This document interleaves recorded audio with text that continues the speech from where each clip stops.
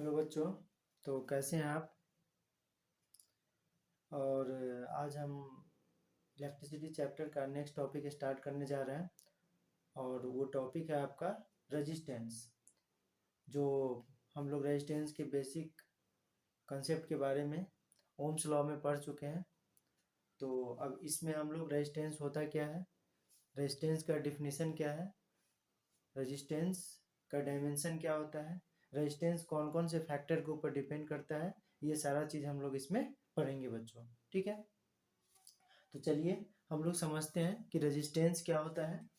तो resistance resistance resistance resistance को बच्चों आर से डिनोट किया जाता है।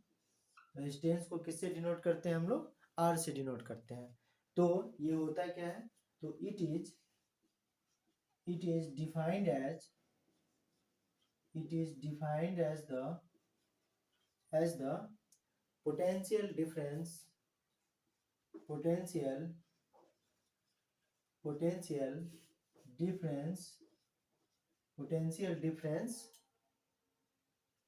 to the current flowing through the conductor, to the current flowing through the conductor, flowing through the conductor, flowing through the conductor, flowing through the conductor। यानी कोई भी conductor के अंदर जो उसका पोटेंशियल डिफरेंस और करंट का जो रेशियो होता है उसको हम लोग क्या बोलते हैं? रेजिस्टेंस बोलते हैं बच्चों। क्योंकि हम लोग ओम्स लॉ से पढ़ चुके हैं, बाय ओम्स लॉ।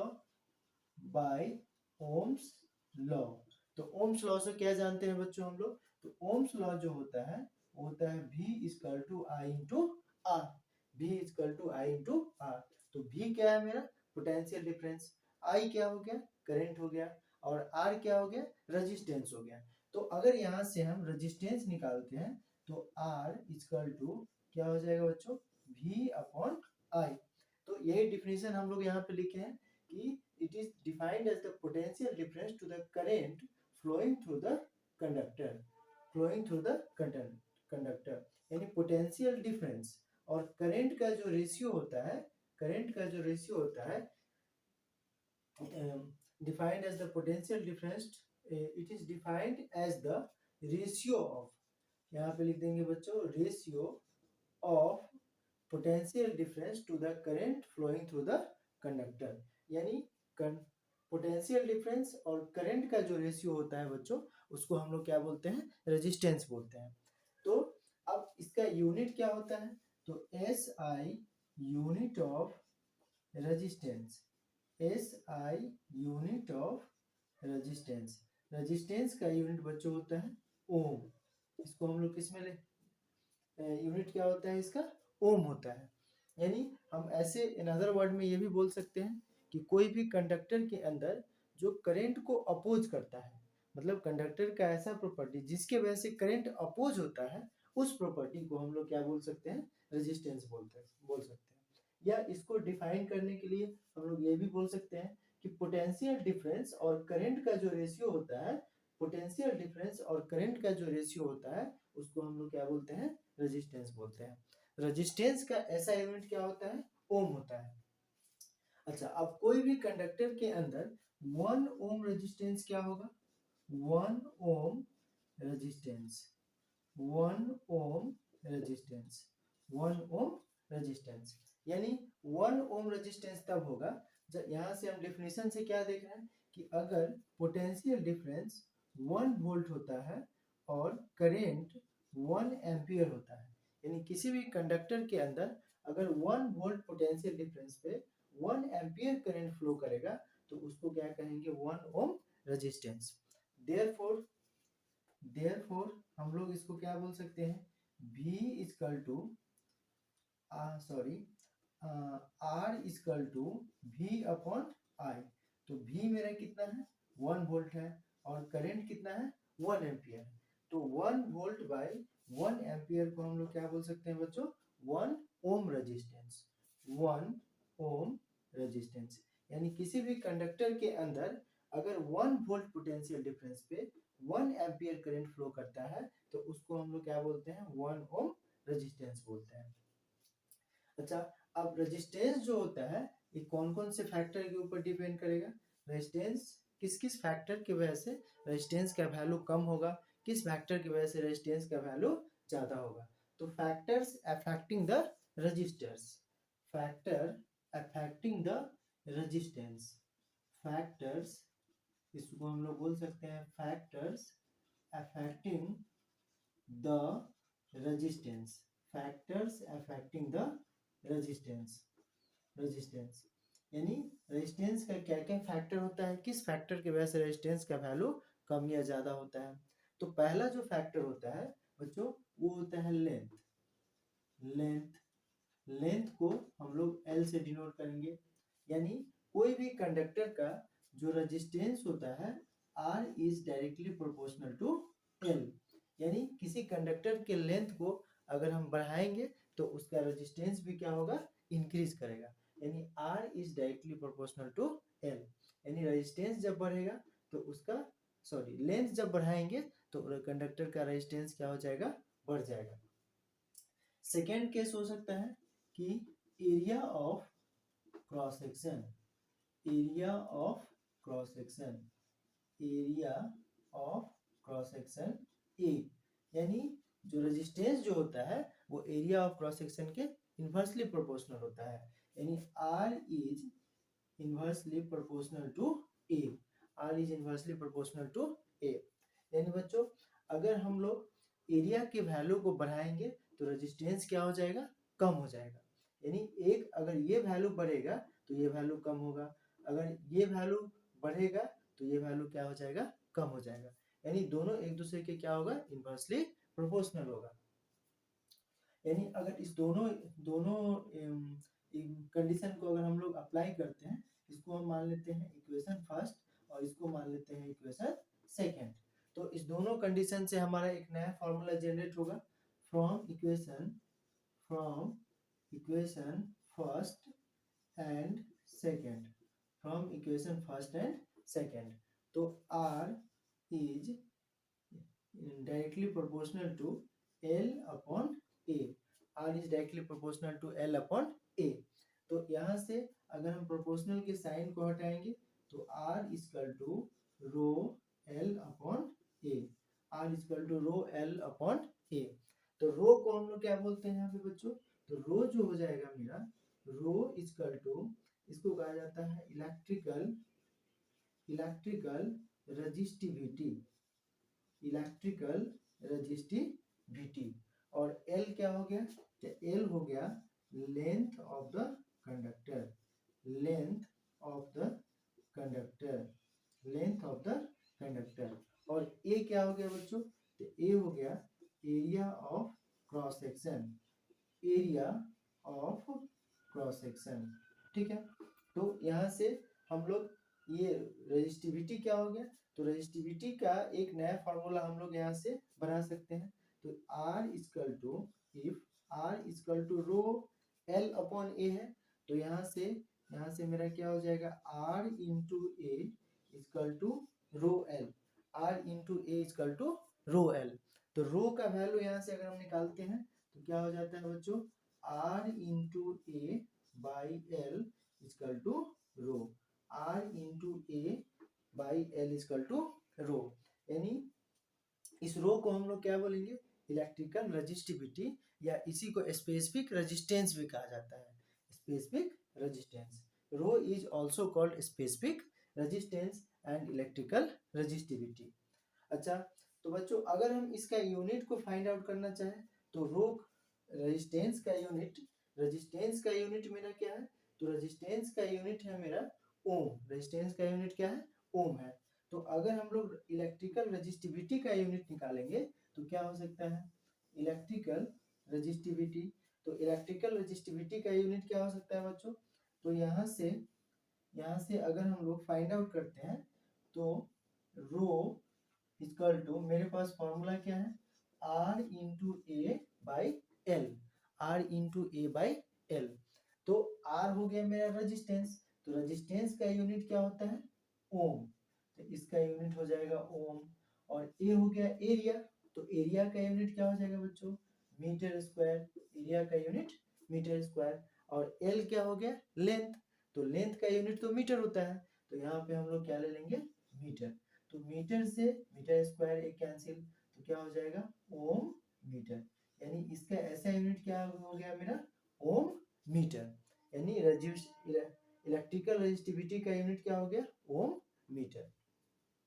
अच्छा बच्चों, इसमें एक चीज और हम निकाल सकते हैं, जैसे यहाँ से हम एक चीज इसका डायमेंशन भी फाइंड आउट कर सकते हैं, रेजिस्टेंस का डायमेंशन और रेजिस्टिविटी का भी डायमेंशन फाइंड आउट कर सकते हैं, क्योंकि अक्सर रेजिस्टेंस और रेजिस्टिविटी का डायमेंशन बहुत सारे जो हम लोग एग्जाम्स वगैरह देते हैं उसमें पूछे जाते हैं। तो रेजिस्टेंस का अगर हम लोग डायमेंशन निकालते हैं, तो dimension of dimension of dimension of dimension of resistance, dimension of resistance. तो बच्चों रेजिस्टेंस का जो फॉर्मूला है मेरा वो क्या है? V upon I, V upon I.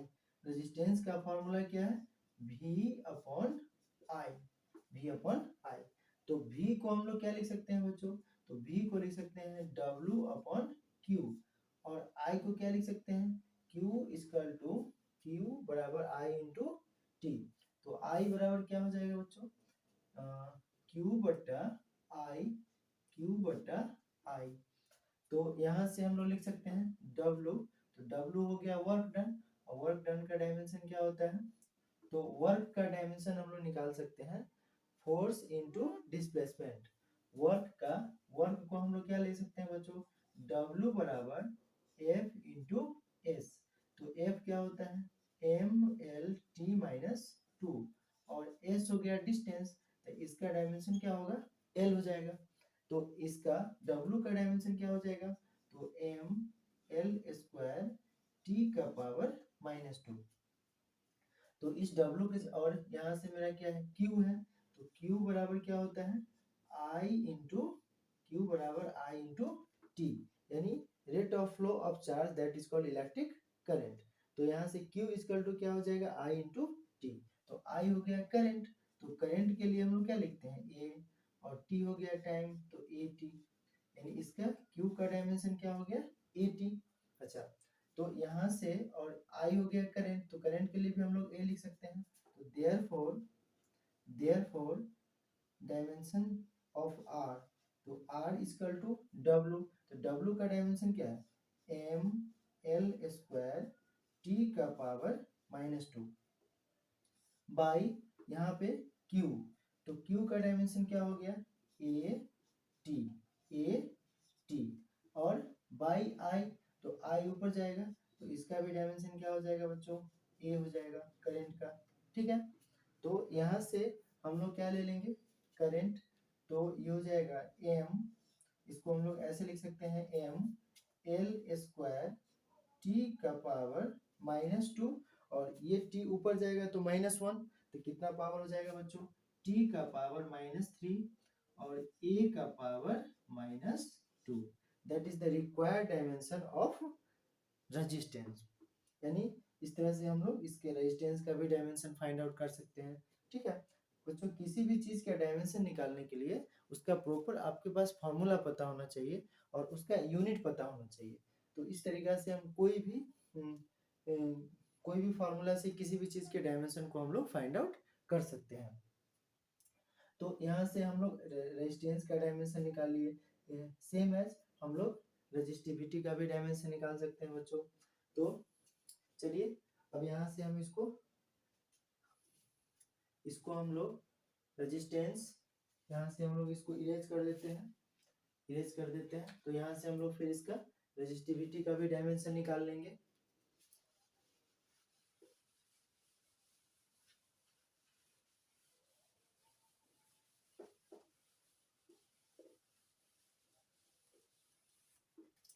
देखो बच्चों, तो यहाँ से अगर हम लोग रेजिस्टिविटी का डायमेंशन निकालना चाहेंगे तो क्या हो जाएगा? रेजिस्टिविटी का डायमेंशन, तो therefore dimension of dimension of rho, dimension of rho. तो रो के लिए क्या है, r into a by l, r into a by l, r into a, rho equal to r into a by l, r into a by l. तो r को हम लोग क्या लिख सकते हैं बच्चों, तो r को हम लोग लिख सकते हैं v equal to r, v बराबर i इंटू r। तो यहाँ से r इजकल टू क्या हो जाएगा, r इजकल टू हम लोग फाइंड आउट कर सकते हैं, r इजकल टू क्या हो जाएगा, v upon r equal to v upon i, v upon i, r को क्या लिख सकते हैं, v अपॉन i। तो यहाँ से ये क्या हो जाएगा, v, r की जगह पे हम लोग लिख देंगे v upon i, v upon i into a by L, a by l. तो यहाँ से बच्चों क्या हो जाएगा, रो इजकल टू और v को हम लोग क्या लिख सकते हैं, तो v को लिख सकते हैं हम लोग v बराबर w by q, v equal to w by q. तो यहाँ पे हो जाएगा v equal to w by q into a by i into l. w मेरा क्या है, वर्क डन, तो इसका डायमेंशन हम लोग निकाल चुके हैं पहले, m l का पावर 2 t का पावर -2। तो इसका डायमेंशन हम लोग क्या ले लेंगे बच्चों, m l का पावर 2 t का पावर -2, और ये हो गया सॉरी ये करंट नहीं, यहाँ पे इसका डायमेंशन हम लोग ले लेंगे l स्क्वायर। क्या हो जाएगा बच्चों, l स्क्वायर, क्योंकि ये एरिया है तो एरिया के लिए हम लोग क्या लिखते हैं, l स्क्वायर। और यहाँ से हम लोग q, तो q क्या हो गया, चार्ज, q को क्या लिखेंगे, चार्ज। तो इसका डायमेंशन हम लोग निकाले हैं 80, q का डायमेंशन क्या है 80। तो यहाँ पे हम लोग क्या लिख सकते हैं, q के जगह पे AT, और I क्या है, तो I करंट है, तो करंट के लिए हम लोग क्या लिखेंगे, A लिखेंगे। और L क्या है, लेंथ है, तो लेंथ के लिए क्या लिख देंगे, L लिख देंगे। ठीक है, अच्छा, तो यहाँ से हम लोग यहाँ से L का पावर 4, L का पावर 4 में से L का पावर 1 जाएगा तो कितना बचेगा, L का पावर 3। तो M L का पावर 3, L का पावर 2 और L का पावर 2, तो L का पावर 4, और ये पावर जब ऊपर जाएगा तो 1 पावर माइनस हो जाएगा, तो L का पावर क्या लिखेंगे, इसको 3 लिखेंगे। और T का पावर -2, और ये पावर फिर ऊपर जाएगा तो T का पावर -3, और A का पावर 1 और A का पावर 1, तो इसको क्या लिख देंगे बच्चों, A का पावर 2। तो इस टाइप से हमारा रो का डायमेंशन क्या हो गया, M L का पावर 3, T का पावर -3 और A का पावर 2, A का पावर 2। ठीक है बच्चों, तो इस टाइप से हम लोग कोई भी मतलब किसी स्पेसिफिक फार्मूला से हम किसी भी क्वांटिटी का डायमेंशन को फाइंड आउट कर सकते हैं। ठीक है बच्चों, तो आज की क्लास में हमने इलेक्ट्रिकल रेजिस्टेंस के बारे में पढ़ा, रेजिस्टेंस क्या होता है, रेजिस्टेंस किस किस फैक्टर पे डिपेंड करता है, रेजिस्टेंस का 1 ओम रेजिस्टेंस क्या होता है, रेजिस्टेंस का डायमेंशन क्या होता है, इलेक्ट्रिकल रेजिस्टिविटी क्या होता है। ठीक है, उसके बाद रेजिस्टेंस का इलेक्ट्रिकल रेजिस्टिविटी का यूनिट क्या होता है, उसके बाद इलेक्ट्रिकल रेजिस्टिविटी का डायमेंशन क्या होता है। इस टाइप से हम लोग इसके फंडामेंटल बेसिक चीज़ को पढ़े हैं। ठीक है बच्चों, तो चलिए फिर हम लोग अब नेक्स्ट क्लास में नेक्स्ट टॉपिक को स्टार्ट करेंगे। आज के लिए थैंक यू।